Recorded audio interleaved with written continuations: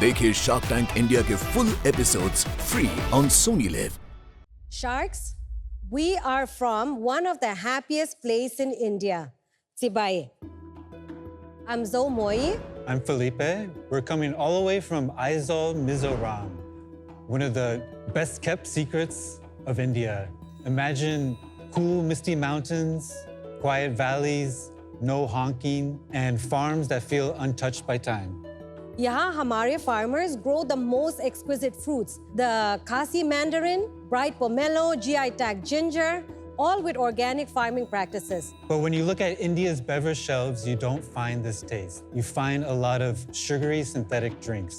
इसलिए हमने बनाया local all natural soda.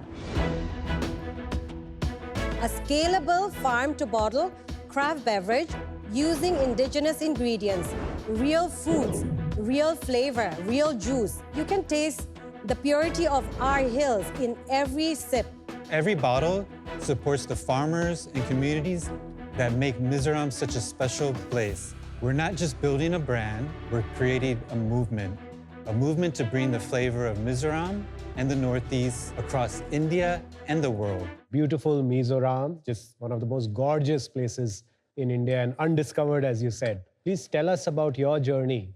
How did you get started? I'm a Mizo. I grew up in Mizoram and I went to the US for my undergrad and I happened to meet my husband as a freshman. We've been together ever since. Oh, wow. That was back in 2001. What did you go to the US to study? Information systems in Rochester Institute of Technology. Then I went to grad school at Carnegie Mellon. Then I worked at Accenture. I was in consulting. Okay. Felipe? Originally, I'm from North Carolina, It's a long way. but it took a long time to get to where we are standing now. I worked doing packaging design in New York City. My last gig was at Unilever doing packaging and product development. Why come back to Mizoram? My husband here is a very good brewer. He was an award-winning brewer in New York, and we wanted to do our own thing. So we took our savings and we built a microbrewery in Mizoram. Actually, they're very good. I just had a couple. That's our hero product. Orange is our bestseller. Really light, very easy to drink.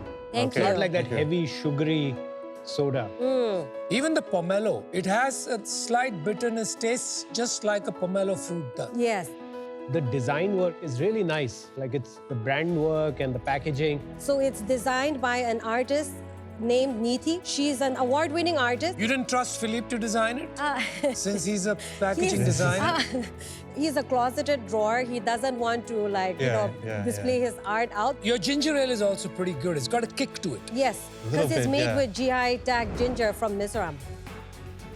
Achai, you know what achai means? No, I'm Acha hai. Very good. Thank Okay, you. Thank that's you. We awesome. agree. Nice. So tell us more about the product. We're using all natural ingredients. These are all sourced from farmers in Mizoram. Okay. This year, we're going outside from Meghalaya, maybe Arunachal. Started off processing everything in-house, juicing with wooden presses.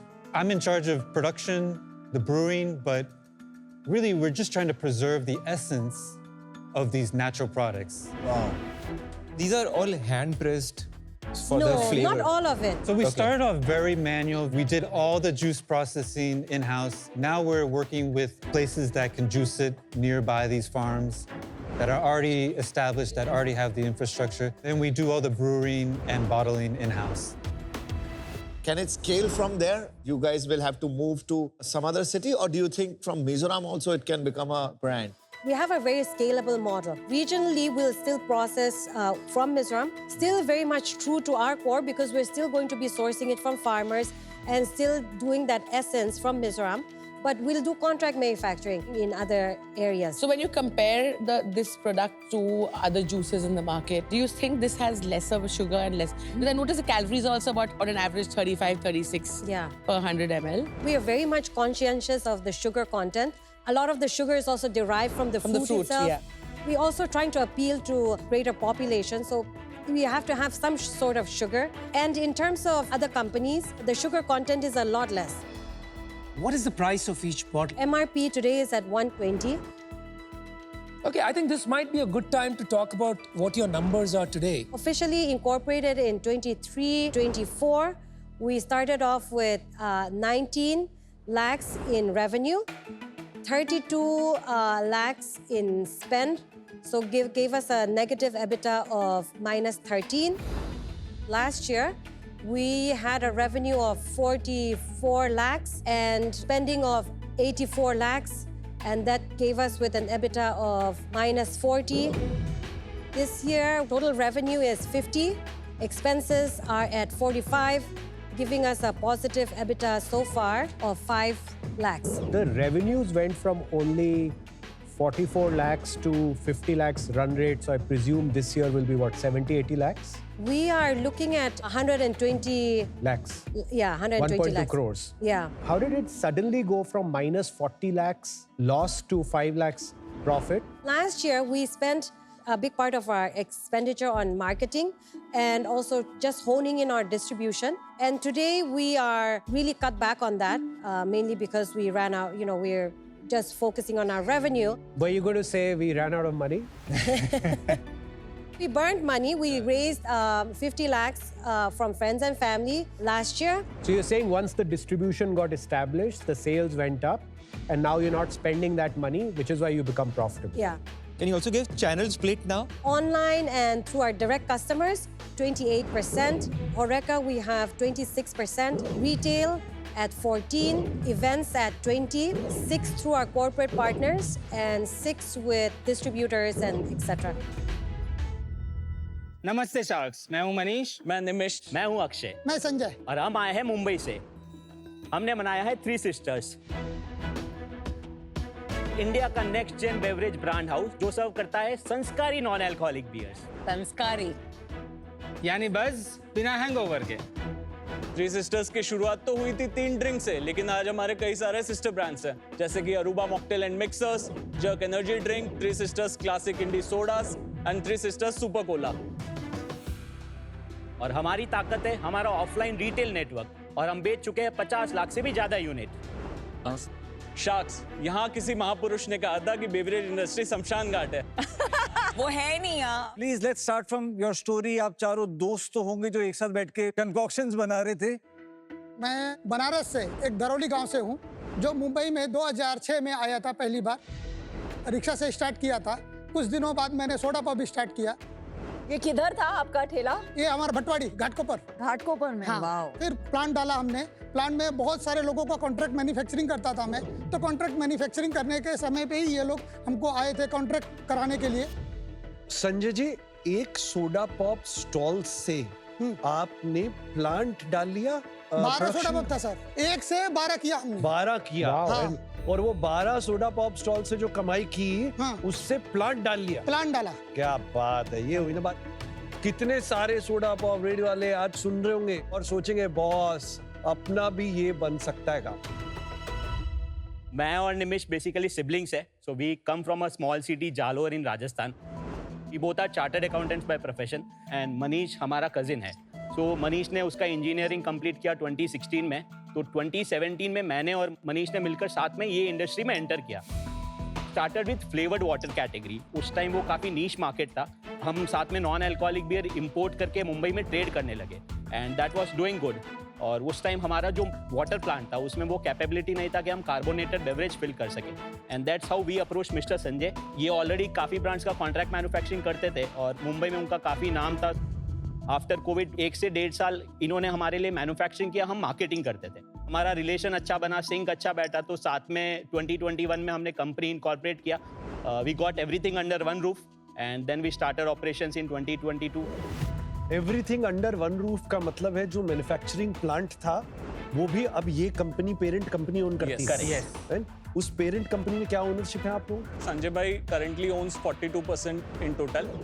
We have 16% each, and we have diluted 10%. There is 2% strategic investment, and बाकी का 8% family friends में। संजय जी, जब ये हुआ merger, उस time पे आपकी contract manufacturing जो कंपनी थी उसका क्या रेवेन्यू क्या प्रॉफिट था? पहला साल मैंने 80 लाख का किया था, दूसरा साल 180 का किया था, तीसरा साल 380 का किया था, फिर चौथा साल कोरोना आ गया। फर्स्ट कोरोना के बाद ये लोग मिले सब लोग। कितना प्रॉफिट था उसका?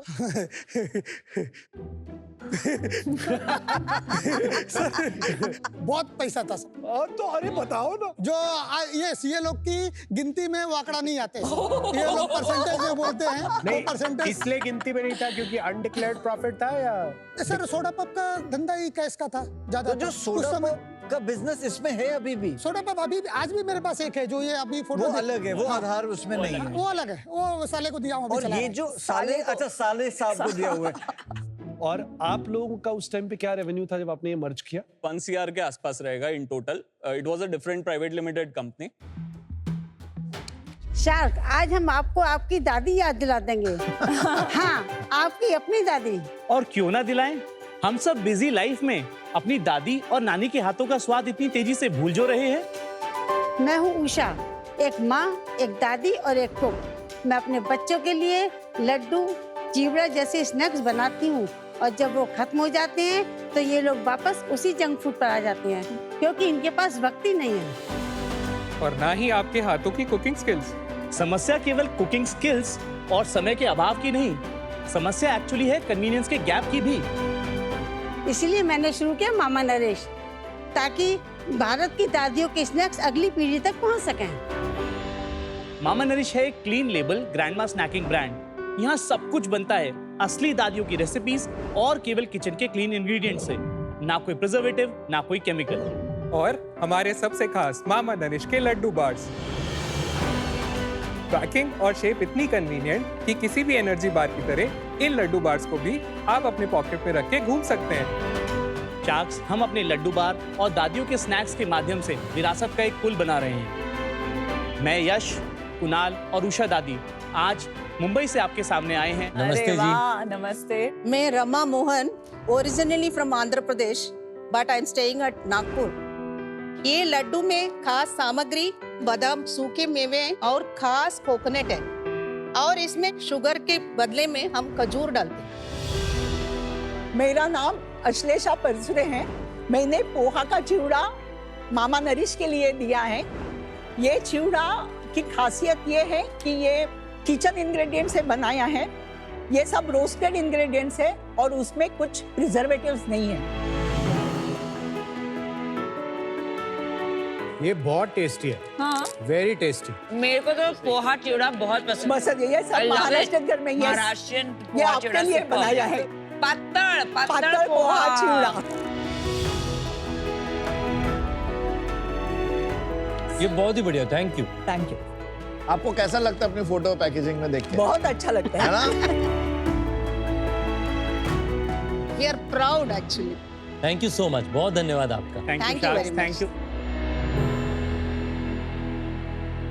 कुणाल, उषा जी, यश, अपने थोड़े बारे में बताइए प्लीज। ये क्यों शुरू किया, कब शुरू किया? मेरा नाम है उषा श्रोत्रिय, मेरी उम्र है 65 साल। मैं यूपी के संभल से हूँ। 2021 में मेरा पोता शौर्य हुआ था मुंबई में। तब मैं नोएडा से मुंबई आई थी। 2.5-3 महीने के बाद जब मैं वापस नोएडा पहुंची तो कुछ दिनों के बाद इनके लड्डू खत्म हो गए होंगे मेरी बहू के। तब उसने कॉल किया, मम्मी जी मेरे को रेसिपी बता दीजिए। मैंने उसको बता दी, पर वो नहीं बना पाई। तब मैंने सोचा, अरे मेरे अपने बच्चे जो खाते चले आ रहे हैं वही नहीं बना पा रहे हैं, तो आगे आने वाली पीढ़ी को ये कैसे बचेगा। इसलिए फिर मैंने ठाना, मैंने कि नहीं, दादियों की विरासत को बचाना भी आगे भी बढ़ाना है।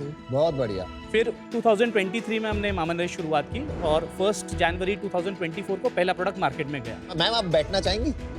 हाँ, तो वो एक चेयर है पीछे, आप प्लीज कुणाल, पीयूष हेल्प कर देंगे।